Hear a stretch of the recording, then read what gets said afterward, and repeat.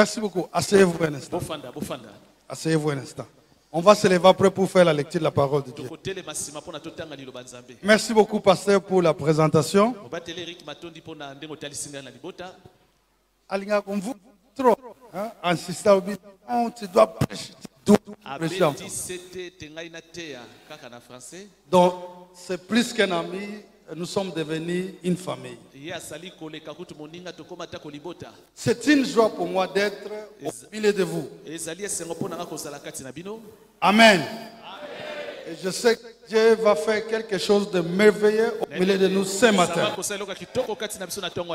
Je le dis en connaissance de cause. Avant de faire la lecture de la parole de Dieu, laisse-moi prendre 2 minutes pour témoigner rapidement. Le pasteur m'avait... laisse-moi d'abord m'excuser. C'est vrai, je fonctionne au milieu des Américains. Donc, le français n'est pas ma première langue du ministère. Alors, donc j'ai appris le français aussi à l'école. Mais pour toutes ces années que je suis aux États-Unis, je ne parle pas français. J'évolue au milieu des Américains. Je vis au milieu des Américains. Et ça, c'est l'unique opportunité que j'ai, moi, pour exercer mon français. Et si vous pouvez voir, la préparation de ma prédication est en anglais. Donc là maintenant, je vais faire un exercice mental. Heureusement que j'ai un interprète. Comme ça, quand je parle, au moment où il interprète, moi je prends le temps d'interpréter ce que j'ai écrit en anglais en français. Écoutez, une fois aux États-Unis, un prédicateur était en train de prêcher avec force. Les gens sautaient, mais devant il y avait quelqu'un qui prenait note. Alors le pasteur était très content. Il a dit que sérieusement, il y a des gens qui sont intéressés à la parole. À la fin, les frères qui prenaient note s'est avancé auprès du pasteur. Le pasteur a dit, sûrement, il veut poser une question. Le frère s'est approché. Il dit, pasteur, tu as très bien prêché. Mais seulement tu as commis 30 erreurs de prononciation. Alors moi je vous annonce déjà que le français n'est pas ma langue du ministère. Donc si jamais je vous vois en train de noter, je sais que vous êtes en train de noter la prédication. Mais vous n'êtes pas en train de noter mes erreurs.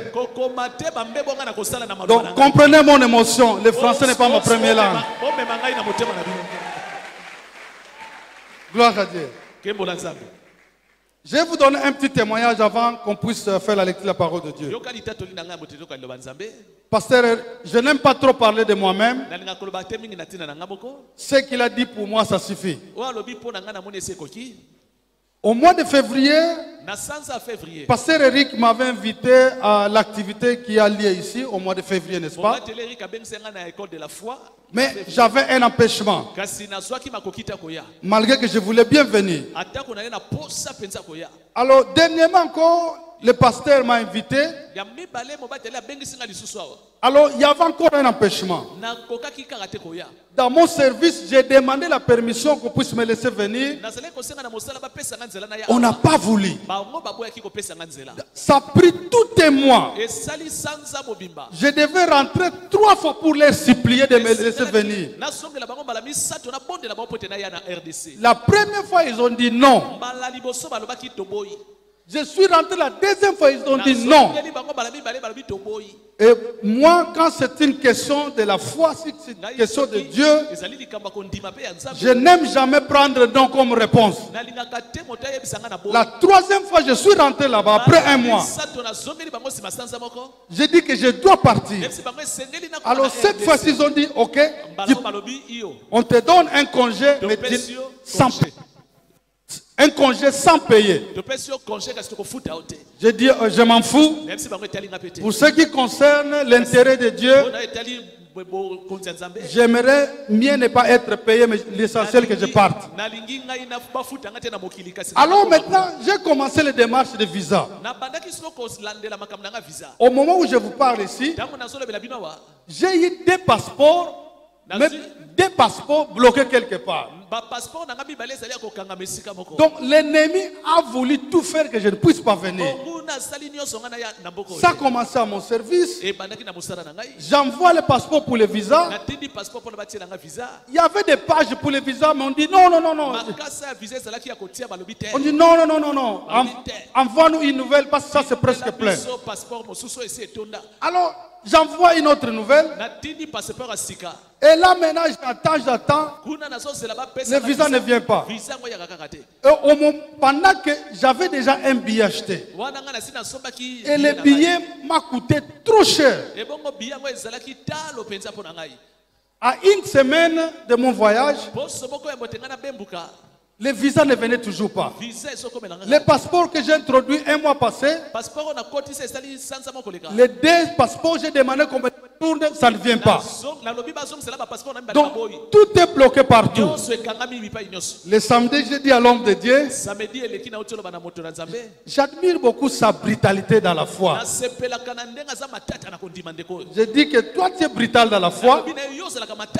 Moi aussi, je suis brutal dans la foi.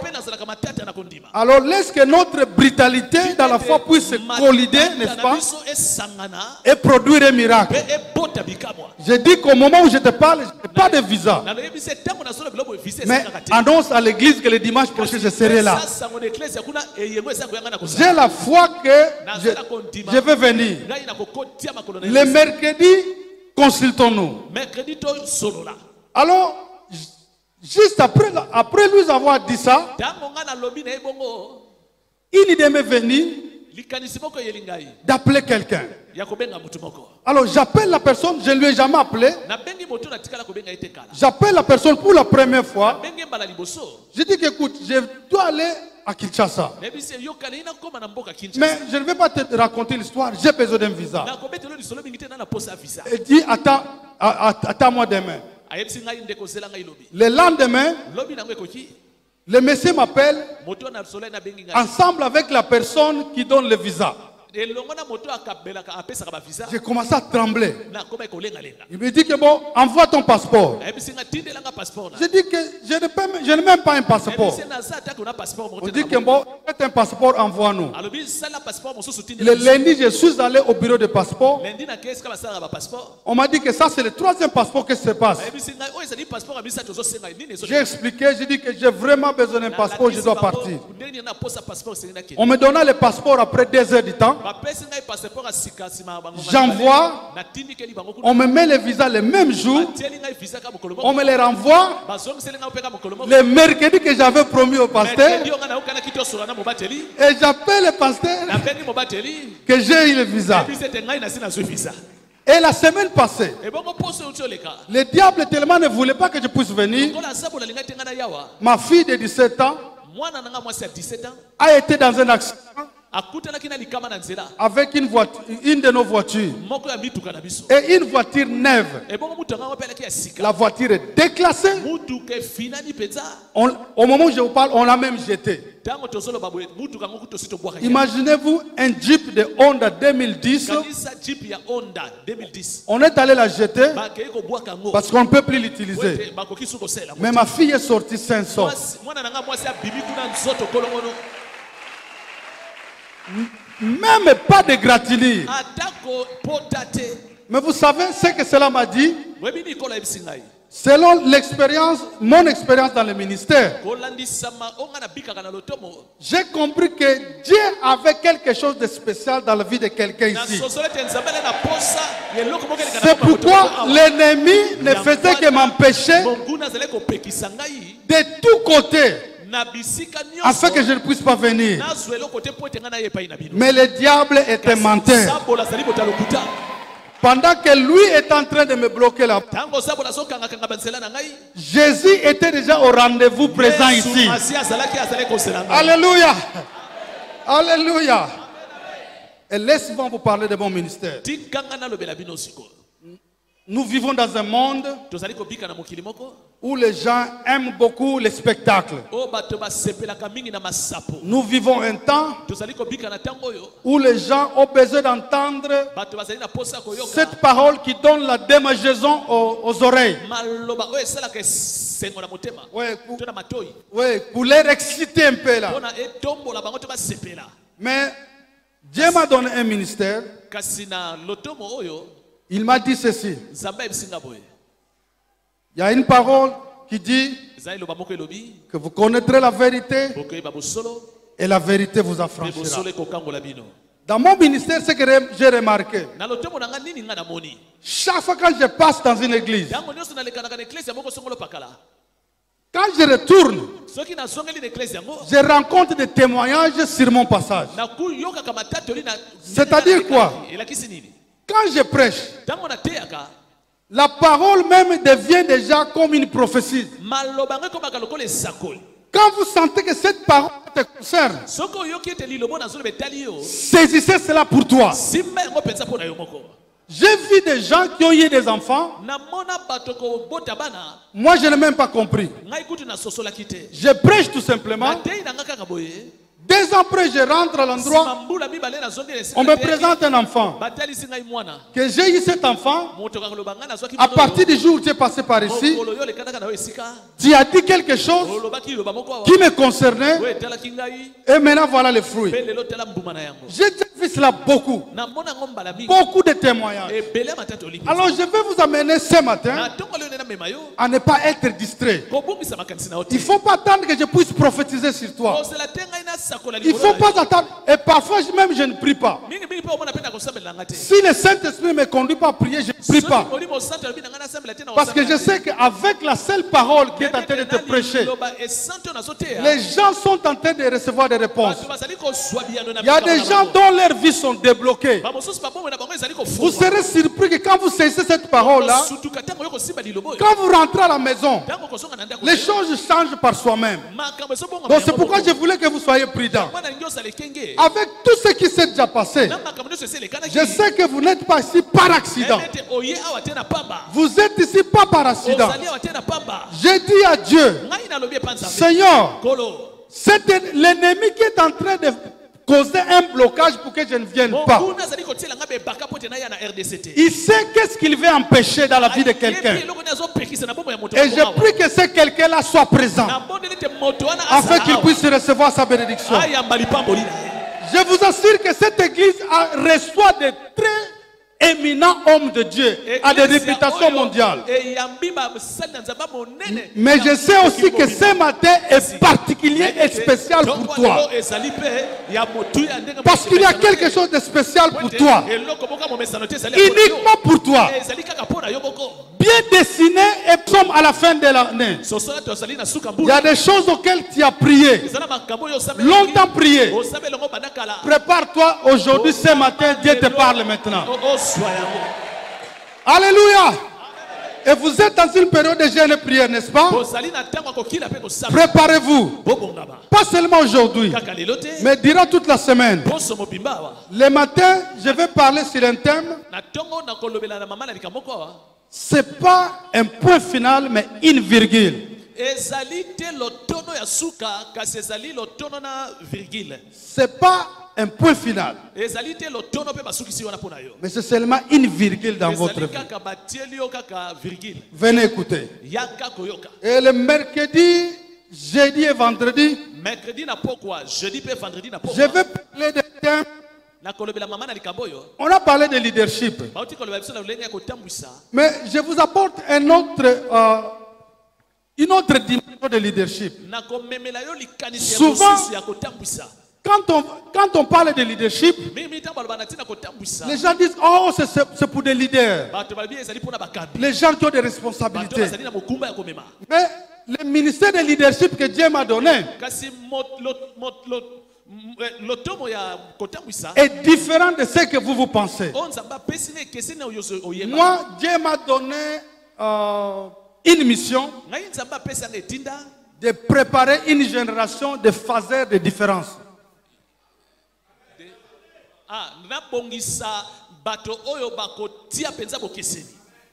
Une génération de faiseurs de différence. Alors, mes enseignements vont vous capaciter à tout niveau. Je souligne bien à tout niveau. Vous serez surpris que les mêmes enseignements, j'ai vu des gens qui ont témoigné leur mariage être transformé à partir de ces enseignements-là. Il y a des gens, je me rappelle, quand j'ai fait une fois, je donne des certificats, la personne amène le certificat à son travail. Et là-bas, quand on a vu sa manière de travailler qui a changé, on lui a même donné la promotion. Donc, ce que vous allez va changer votre vie, votre vie spirituelle, votre foyer, voire même et à l'église aussi. Donc ne manquez pas au rendez-vous. J'ai trop parlé. Maintenant, on doit avancer à la parole. Lèvons-nous maintenant pour la lecture de la parole. Rapidement, ma Bible est en anglais. Mais on va ouvrir dans le livre des Actes des Apôtres.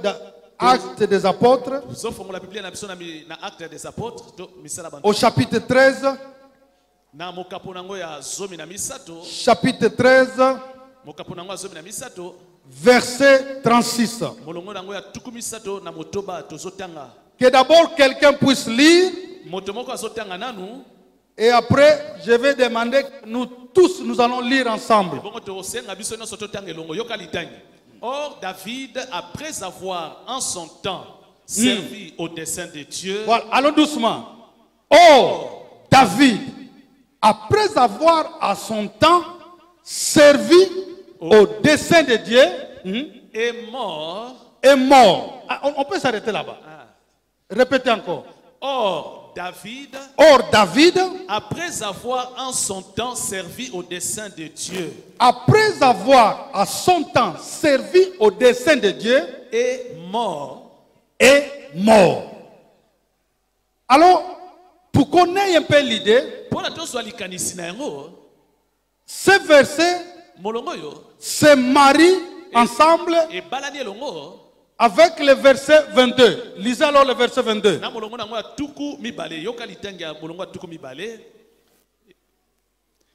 Puis, l'ayant rejeté, il leur suscita pour roi David. Et puis, l'ayant rejeté, il leur suscita pour roi David. Il leur suscita pour roi David. Après, auquel il a rendu ses témoignages. J'ai trouvé David, fils d'Isaïe. Homme selon mon cœur. Qui accomplira toutes mes volontés. Maintenant, on va faire une petite exercice. Nous tous, on va lire ensemble. Mais alors, on va commencer au verset 22. Et mon frère, tu vas nous conduire. Mais partout où tu vois le nom David, remplace par ton nom. On va aller doucement. Moi, par exemple, c'est Christian. Alors, là où on parle de David, je vais mettre mon nom Christian. Alors, est-ce qu'il faut nous conduire? On va aller doucement. Verset 22. Puis, l'ayant rejeté, il ressuscita pour roi Ali, auquel il a rendu ses témoignages. J'ai trouvé Ali, Christian, fils d'Albert, homme selon mon cœur, qui accomplira toutes mes volontés. Alors, allons au verset 36, notre verset du jour. Verset 36. Verset 36. Oh, Christian, après avoir en son temps servi au dessein de Dieu, est mort. Prions. Saint-Esprit de Dieu y est présent. Nous t'aimons encore ce matin. Glorifie le nom de Jésus au milieu du peuple. Have your way, Holy Spirit of God. And let us see the display of your presence and power. And glorify the name of Jesus this morning. In Jesus' name we have prayed. Amen. Amen. Amen. Amen. Asseyons-nous s'il vous plaît. Asseyons-vous. Asseyons-nous. D'accord. Ce verset, la dernière fois que j'ai prêché, j'ai fait un séminaire de toute une semaine. Du dimanche au dimanche, juste pour ce verset. Mais aujourd'hui, l'Esprit m'a conduit à parler seulement d'un seul thème. Comprenez? Quand je lis le verset 22, là c'est Dieu qui parle. Non, c'est Dieu qui parle. Après avoir rejeté Saoul, il a dit que maintenant j'ai choisi David, l'homme selon mon cœur, qui accomplira toutes mes desseins. Et au verset 36, la Bible dit que David, après avoir accompli les desseins, après avoir servi selon les desseins de Dieu, à ce temps, il mourut. Verset 22, Dieu projette que j'ai trouvé David, l'homme selon mon cœur, l'homme selon le choix de Dieu, l'homme selon la prévision de Dieu. Et au verset 36, lorsque maintenant David est venu, après qu'il a servi selon les plans que Dieu avait prévus avant, il mourut. Alléluia. C'est très profond. Est-ce que vous m'accompagnez? Donc, ici, quand je comprends bien, David a existé pour un but. Et lorsqu'il a accompli ce but-là, sa raison d'existence aussi n'était plus. N'était plus. Il n'y avait plus de raison. Après qu'il ait accompli le plan de Dieu, laisse-moi dire à quelqu'un ce que j'ai compris dans ce verset, que aussi longtemps que je n'ai pas encore terminé la mission que Dieu m'a confiée, même la mort n'a pas d'endroit, n'a pas de place dans ma vie. Ce ne sont pas les sorciers qui vont me bloquer, parce que je n'existe pas pour les sorciers, j'existe pour Dieu. Je n'ai pas encore commencé. Ici, j'ai voulu d'abord définir quelques 3 mots clés que j'ai trouvés sur le verset 36. Au verset 36, j'ai trouvé 3 mots. Il y a là où se dit que David, après avoir servi, donc il y a le mot service, selon le plan de Dieu, quand je vois le plan de Dieu, en ce temps, donc dans d'autres traductions, c'est dans sa génération. Donc le mot génération là-bas. Et c'est alors qu'il mourit. Alors, j'ai cherché la définition de génération d'abord. La génération, c'est un état spirituel d'une société à un temps donné.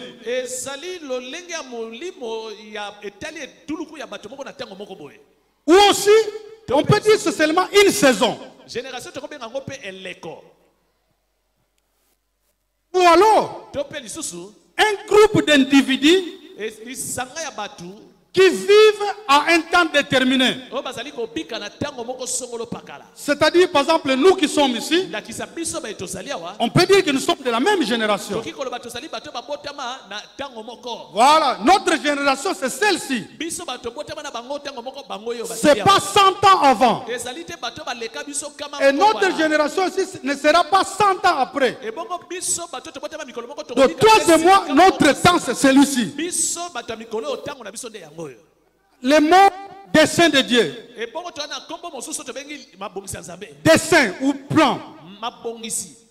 Le dessein, c'est un plan. C'est un plan, ouais, ou un testament. Donc, c'est-à-dire, c'est quelque chose qui a été déjà établi. Par exemple, quand quelqu'un veut mourir, il laisse un testament. Ce sont des ordonnances qu'il laisse, un décret, des choses qu'il veut que soient accomplies après sa mort.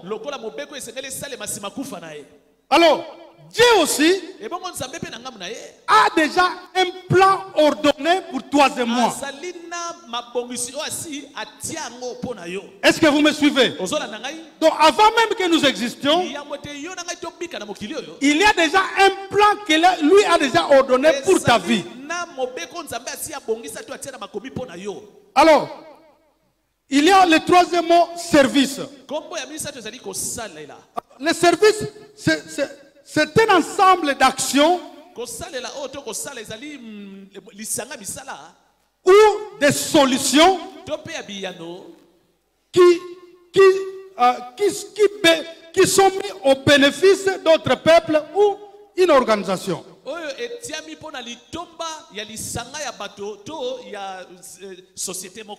Ce sont des actions que nous faisons, mais pour le bénéfice, soit de l'église, soit d'un groupe, soit d'une organisation.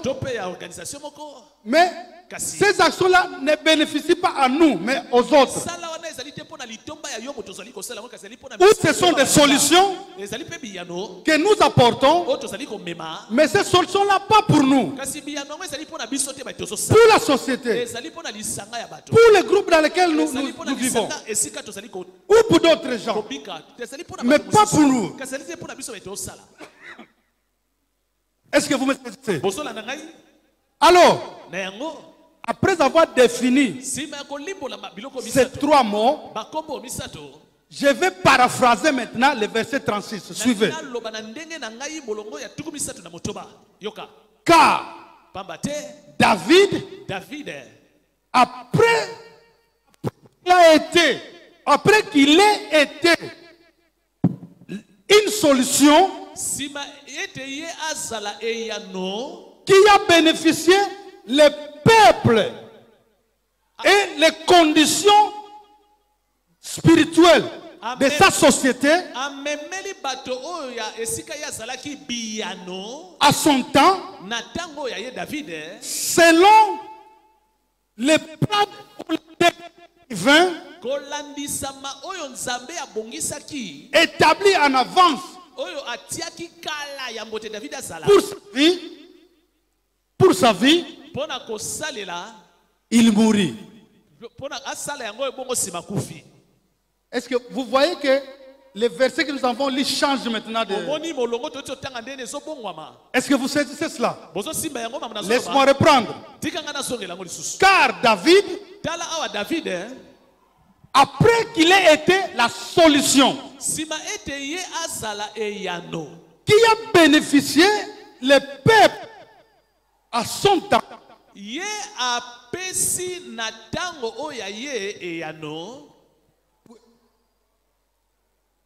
et selon les plans ou les prévisions de Dieu, il mourit. Après avoir paraphrasé cette définition, et après avoir combiné les versets 22 au 36, je suis arrivé à une conclusion qui est mon thème. Là, j'ai compris une chose, que David a été utile à son temps. Donc, après que David a été utile pour Dieu à son temps,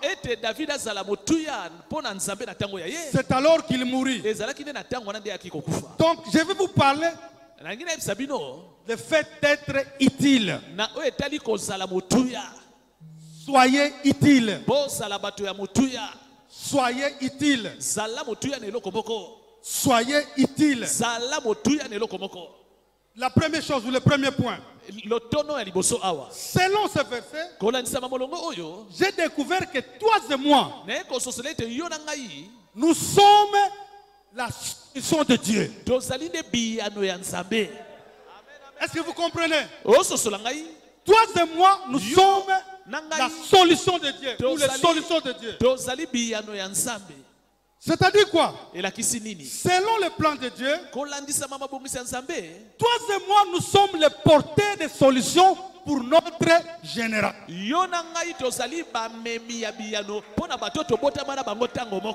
Est-ce que vous saisissez? Toi et moi, nous sommes porteurs de solutions pour notre génération. Pour comprendre cela, trois questions que tu dois te poser rapidement. Chaque fois, la première question que tu dois te poser, ce n'est pas le premier point. Le premier point, nous sommes portés de solutions.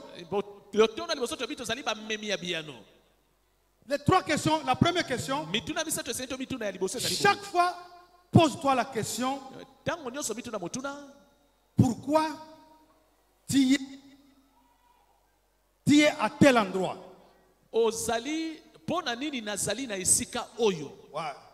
Ça dit quoi? Ici, c'est question de location et de position.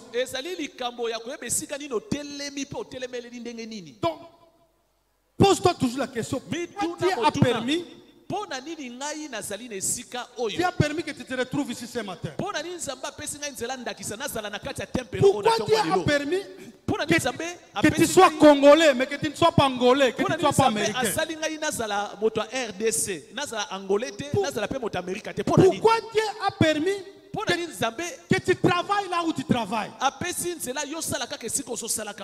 Écoute, tu n'es pas le meilleur. N'oublie pas. Tu n'es pas le meilleur. Mais pourquoi Dieu a permis que tu puisses obtenir cet emploi-là? Mais pourquoi pas quelqu'un d'autre? C'est comme moi, je me demande pourquoi Dieu permet que je sois ici devant vous. Non pas parce que je suis le meilleur de tous. Parce qu'au milieu ici, on peut trouver des gens qui parlent mieux que moi. Mais pourquoi Dieu permet que je sois au milieu? Pourquoi Dieu permet que tu aies la poste que tu as?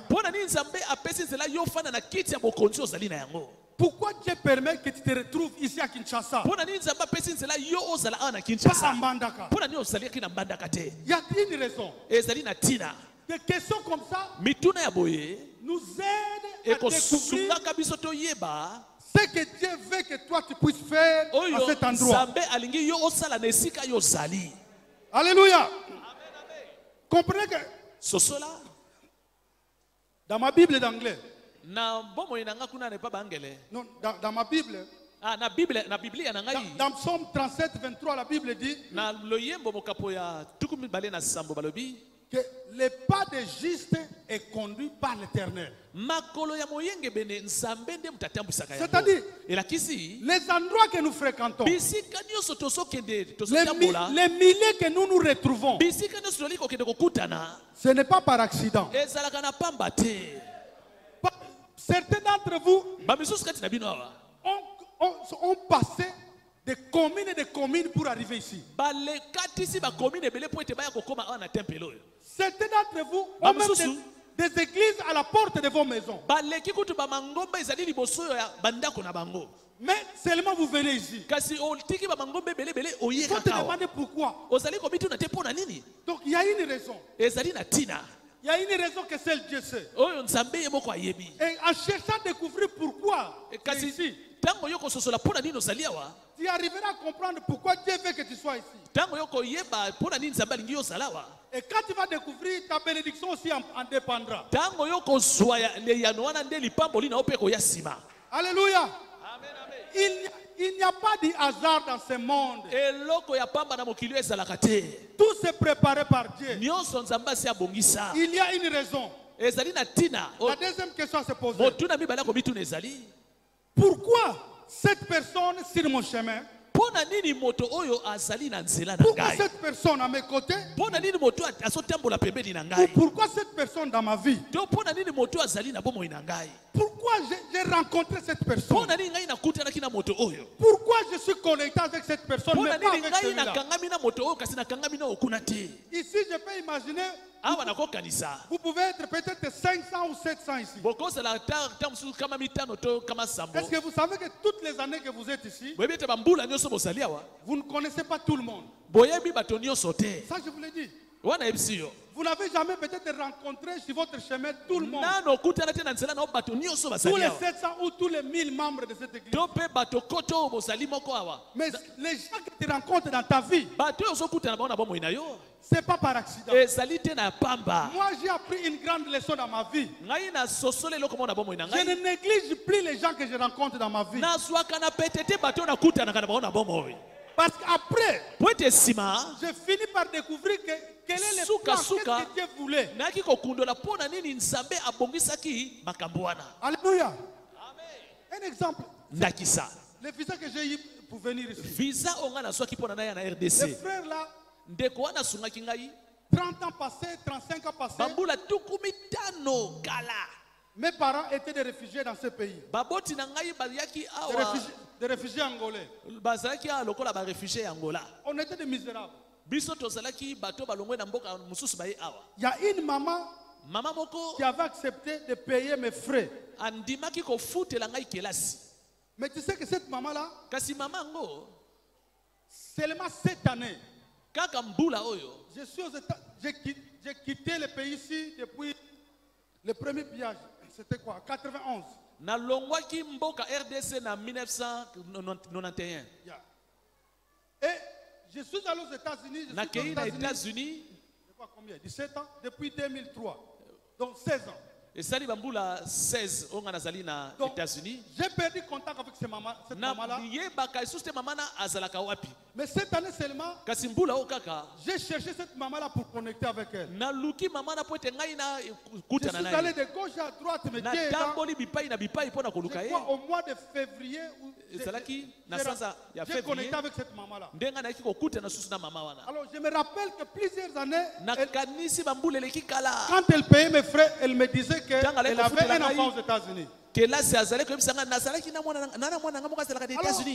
Alors je dis, oh, comme je suis aussi aux États-Unis, j'aimerais bien connecter avec son enfant. Je n'étais pas obligé.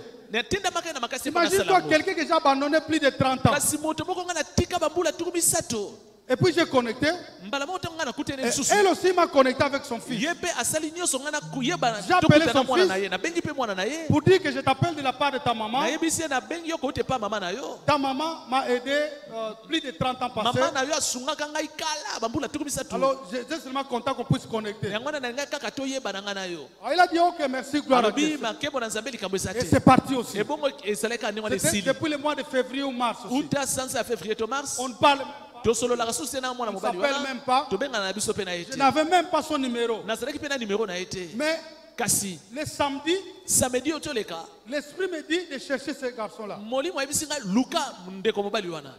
Je suis allé dans le Facebook pour chercher. Là où cette maman-là m'avait donné le numéro. Et j'appelle et la personne prend. Et brusquement, c'est la personne qui a décampé la situation pour que je vienne. Est-ce que vous voyez comment Dieu travaille? Donc, il n'y a pas d'hasard. Il n'y a pas d'accident. Si je commence à vous donner des grands témoignages, il n'y a pas de temps. Donc, je me sens poussé à donner des témoignages, mais en tout cas, je coupe. Écoute, les gens que nous rencontrons dans la vie, ce n'est pas par accident. Alléluia. Il y a déjà parfois, tu es marié, tu continues tout, au lieu de prendre soin de la personne avec qui tu es, tu continues toujours à penser d'une relation qui a raté autrefois là. Mais ça, c'est parti. Tu ne sais pas qu'est-ce que tu es en train de rater. En négligeant la personne que tu es avec toi. Au lieu de jouir les bénédictions que Dieu a prévues pour votre présence, toi tu continues à penser de cette relation-là qui est partie. Dieu seul sait pourquoi ça n'a pas marché. Et d'ailleurs, moi, il y a plusieurs fois j'ai compris, dans beaucoup d'expériences. C'est après que je découvre pourquoi peut-être les autres relations n'ont pas marché. Et je rends gloire à Dieu pour les relations que j'ai maintenant. Et même il y a des gens qui sont en train de regretter pour des amis qui leur ont quitté, qui sont partis. J'ai un verset dans le Nouveau Testament, j'oublie, qui dit que si c'était prévu que vous puissiez être ensemble, ils allaient rester. Mais s'ils sont partis, parce que Dieu n'a pas permis. Contente-toi des gens que Dieu a mis dans votre vie. Ne néglige pas les gens que Dieu a mis dans votre contact. Quand vous êtes assis là, ne néglige pas la personne qui est à côté. Ne néglige pas la personne qui travaille pour toi à la maison. Il y a une raison pourquoi Dieu a permis que la personne là soit dans votre vie. Plus de 30 ans passés, j'étais à Kinshasa. Je dormais sur un couloir. J'étais allé manade. Je dormais sur un couloir. Je n'avais plus où aller. Mais un frère,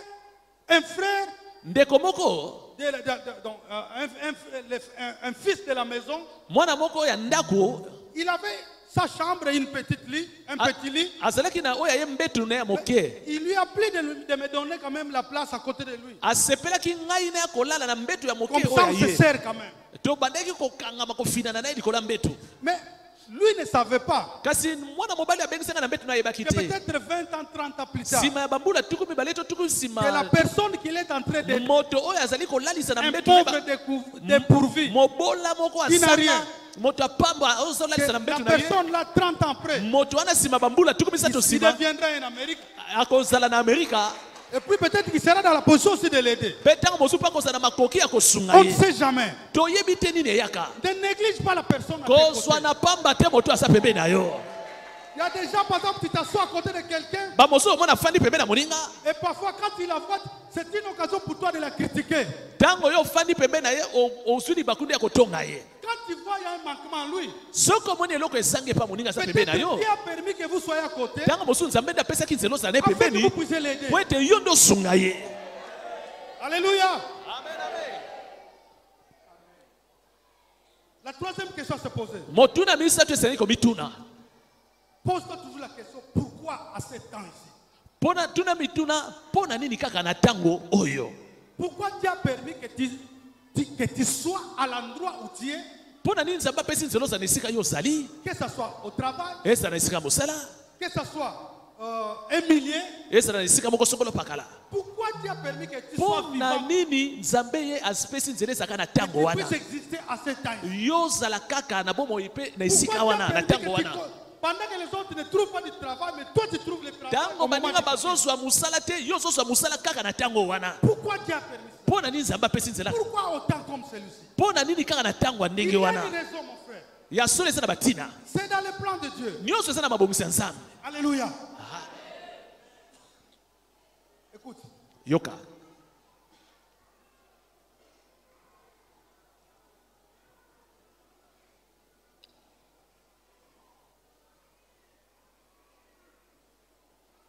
Je me rappelle, il y a un verset d'Esther. Dans le livre d'Esther, chapitre 4, verset 4. Esther est parvenue à la royauté. Esther a commis na kiti ya bokonzi. Elle croyait que c'est sa beauté qui lui a fait par. Finalement, dans la présence de Dieu, il savait qu'on va comploter contre le peuple juif. Et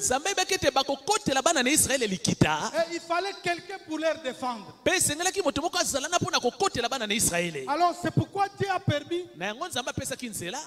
qui était, on dit en anglais, outsider, c'est-à-dire quelqu'un du dehors, qu'elle puisse se retrouver à la royauté. Vous connaissez bien l'histoire, n'est-ce pas? Quand son oncle est venu lui voir, lui a parlé de la situation. Esther a dit qu'écoute, c'est impossible. Il n'y a pas moyen. Il y a des lois qui interdisent que je puisse interrompre les lois. Mais son oncle lui a dit, qui sait si c'est pour un temps comme celui-ci que Dieu a permis que tu sois là? Mon frère, qui sait si c'est pour un temps comme celui-ci que Dieu a permis que tu puisses avoir cet emploi-là? L'emploi que tu as, ce n'est pas une occasion pour toi de te montrer. Mais pourtant, tu es un agent de Dieu, porteur de solutions pour cette société, pour cette génération. Et autant comme celui-ci. Alléluia. Alléluia. Qui sait si c'est pour un temps comme celui-ci? Alléluia. Trois questions à se poser pour t'aider à comprendre que tu es le porteur de solutions à cette génération. Alors le premier point c'était nous sommes porteurs de solutions. Le deuxième point, être utile signifie être un canal de Dieu. Un canal, c'est-à-dire c'est au travers de toi que Dieu veut accomplir des choses. C'est au travers de toi que Dieu veut porter la solution à la société quinoise. C'est au travers de toi que Dieu veut apporter les solutions au Congo. Les solutions ne viendront pas d'en haut. Aujourd'hui, les présidents des pays africains ont des problèmes. Je suivais un comédien qui disait une chose qui était vraie. Quand même les tapis roulants à l'aéroport ne marchent pas, on va dire, ah mais ce président qu'est-ce qu'il fait? Oui, les tapis roulants ne travaillent pas. Ah, le tapis roulant, on va blâmer sur le président. Non, c'est-à-dire que quand le tapis ne marche pas, on donne la faute au président. Toutes les choses, on regarde au président. Mais en se basant de ces messages, je comprends une chose. Les solutions pour ce pays, ça n'appartient pas au président. Ça appartient à toi et moi. Tout et chacun de nous, nous avons une responsabilité. Nous avons un part. Selon le degré de responsabilité que nous avons. Est-ce que vous comprenez? Tout et chacun de nous, nous sommes portés de solutions. Beaucoup croient que ici maintenant, si je dis que qui croit que Dieu l'a appelé pour le ministère, pour le servir, et je vais prier pour lui.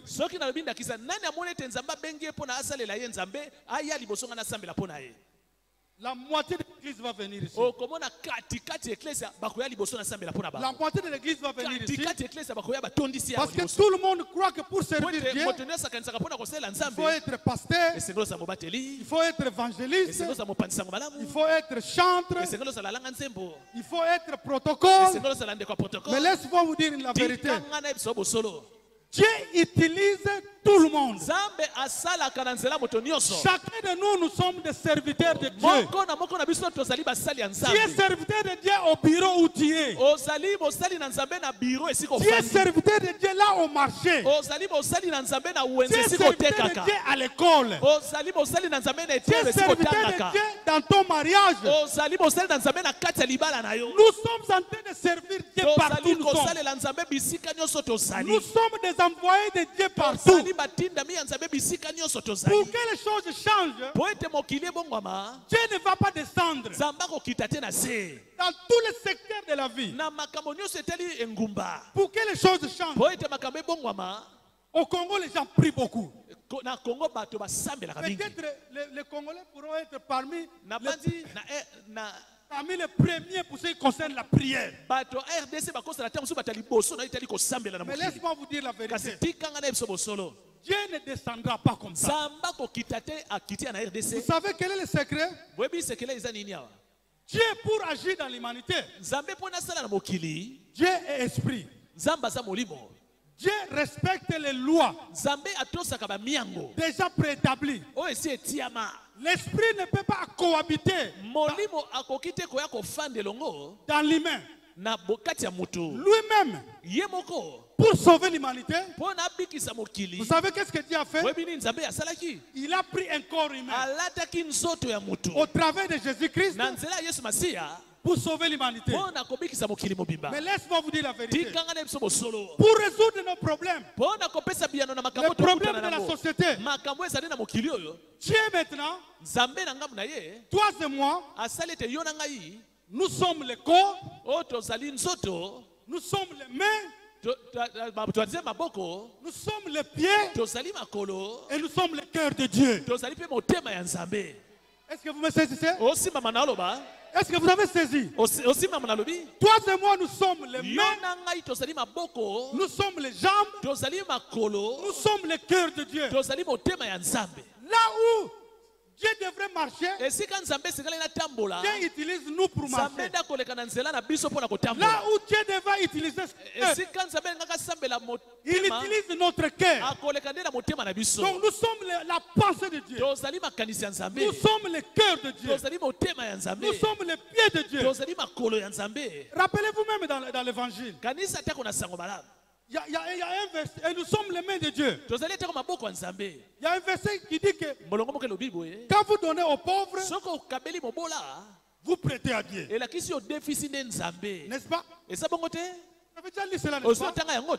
Vous donnez aux pauvres, vous prêtez à Dieu. La chose que nous faisons, sans le savoir, nous sommes en train de servir Dieu. Alléluia. Donc tout ce que nous faisons là, nous sommes en train de servir Dieu. Alléluia.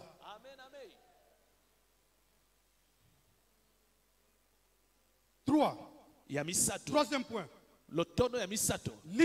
Premier point, j'ai dit, nous sommes porteurs de solutions. D, j'ai parlé, être utile signifie être le canal de Dieu. Et 3, je veux que vous puissiez savoir que être utile ou l'utilité ouvre la porte aussi du supernaturel. Yango efongolaka na bomo ya makambo elekele li bomoto. Hébreux 13 Hébreux 13 2. Hébreux mokapo ya tukumisato. On va pas lire, la Bible dit ceci. Bible lo biboye. On va pas lire à cause du temps. La Bible dit ceci. Bible lo biboye. À cause de l'hospitalité, pona koyeba koyamba batu, kosunga pe, koyamba, kosunga. Voilà, le lingala revient. Donc, à cause de l'hospitalité, beaucoup de gens ont servi les anges ou ont accueilli les anges. Nous avons un exemple dans la Bible. Ouais, nous avons plusieurs exemples. Nous avons l'exemple d'Abraham. Mais il y a un exemple qui m'est venu aussi, la femme Sunamite. J'ai lu son histoire, la Bible dit que Élisée n'était que de passage. La femme là, c'était une femme riche. Elle était seulement à sa porte, elle voyait comment l'homme de Dieu passait. Alors un jour, elle offre à l'homme de Dieu de venir manger.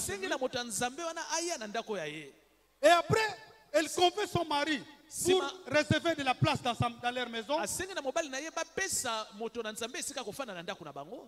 Et après, à la fin, l'homme de Dieu maintenant, avant de partir, s'est senti comme une dette morale. On appelle la femme. Qu'est-ce qu'on peut faire pour toi? Écoute, la femme là était stérile. Quand on dit que qu'est-ce qu'on veut faire pour toi, pour comprendre que l'aide qu'elle faisait aux serviteurs de Dieu n'était pas avec intérêt. Donc, elle aidait tout simplement. On lui demande qu'est-ce qu'on veut faire, qu'est-ce qu'on peut faire pour toi. Il dit mais non, je n'ai besoin de rien. Allez lire le verset. C'est dans 2 Rois chapitre 2 Rois 3 à partir du 11e verset. On va aller lire à la maison. La femme dit que non. Tout va bien dans ma vie. Alors mais l'homme de Dieu a compris qu'elle avait besoin de l'enfant aussi. La Bible dit malgré l'âge de son mari, mais Dieu lui bénit de l'enfant. Et quand vous suivez, il y a une succession de miracles. Une succession de miracles qui après ces miracles, c'est pour cette femme-là. Donc c'est pour vous dire, lorsque on est utile par les services, par les actes de service, nous ouvrons les portes au surnaturel. J'ai souvent entendu, moi j'ai toujours aidé. Moi vraiment, j'ai un cœur. J'aide toujours. Mais les gens que j'aide me retournent toujours les mal. J'ai découvert le secret pourquoi. Tu sais pourquoi? Tu dis que les gens que tu aides te retournent toujours le mal. Tu sais pourquoi? Parce que quand toi tu aides, tu attends aussi quelque chose de leur part. C'est pourquoi on récolte la déception. Mais lorsqu'on le fait comme faisant service à Dieu, c'est Dieu qui sait comment il va te bénir. Et comment il va te bénir? Et comment il va te bénir? Parfois Dieu va te bénir de la manière dont toi tu ne sais pas. Alléluia.